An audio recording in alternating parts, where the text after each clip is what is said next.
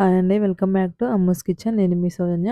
ఈరోజు రెసిపీ వచ్చేసి పాలకూర టమాటా కర్రీ అండి. మనం ఈ కర్రీని ఎంతో సింపుల్‌గా, టేస్టీగా ప్రిపేర్ చేసుకోవచ్చు. చాలా అంటే చాలా టేస్టీగా ఉంటుంది. ఇప్పుడు మనం ఈ కర్రీని ఏ విధంగా తయారు చేసుకోవాలో ప్రాసెస్‌ని చూద్దాం.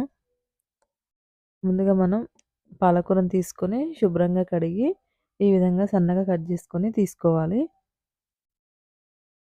తీసుకున్నాక ఇప్పుడు స్టవ్ ఆన్ చేసుకొని ఒక బాండీ పెట్టుకొని అందులో ఒక 3 టీ స్పూన్ల వరకు ఆయిల్‌ని వేసుకోవాలి. ఆయిల్ హీట్ ఎక్కాక ఒక టీ స్పూన్ పోపు గింజలు వేసుకోవాలి. అలాగే ఒక పావు స్పూన్ జీలకర్ర వేసుకున్నాక ఇప్పుడు ఒక ఉల్లిపాయని సన్నగా కట్ చేసుకొని వేసుకోవాలి. అలాగే ఒక 3 పచ్చిమిర్చి సన్నగా కట్ చేసుకొని వేసుకొని వీటన్నిటిని కూడా మగ్గించుకోవాలి. పచ్చివాసన పోయేంత వరకు ఉల్లిపాయ ముక్కల్ని.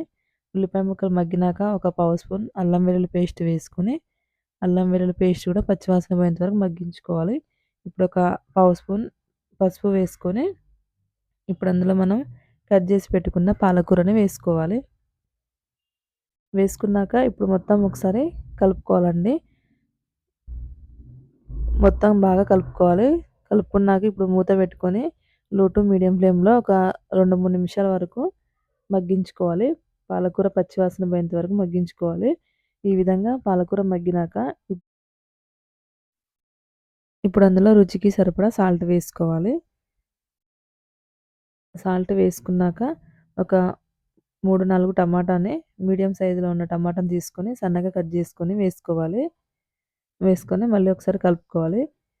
కలుపుకున్నాక ఇప్పుడు మూత పెట్టుకొని మీడియం ఫ్లేమ్‌లో ఒక 4, 5 నిమిషాల వరకు ఉడికించుకోవాలి.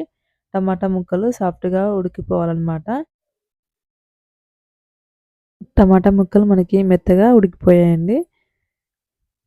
ఈ విధంగా టమాటా ముక్కలు ఉడికినాక ఇప్పుడు అందులో ఒక టీ స్పూన్ వరకు కారం వేసుకోవాలి. కారం వేసుకొని ఒకసారి కలుపుకొని ఇప్పుడు అందులో కొంచెం కొత్తిమీర వేసుకున్నాక ఇప్పుడు ఒక పావు స్పూన్ వరకు ధనియాల పొడి వేసుకోవాలి.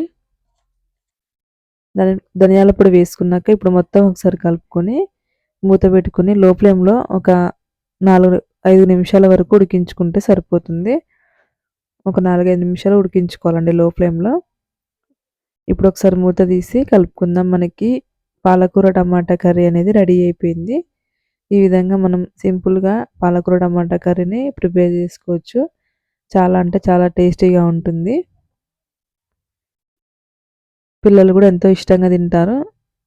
మీరు ఒకసారి ట్రై చేసి చూడండి. ఎంతో సింపుల్‌గా మనం ఈ కర్రీని ప్రిపేర్ చేసుకోవచ్చు. మీకు ఈ వీడియో నచ్చినట్లయితే ప్లీజ్ లైక్ చేయండి, షేర్ చేయండి, కామెంట్ చేయండి, సబ్స్క్రైబ్ చేసుకోండి. Thanks for watching.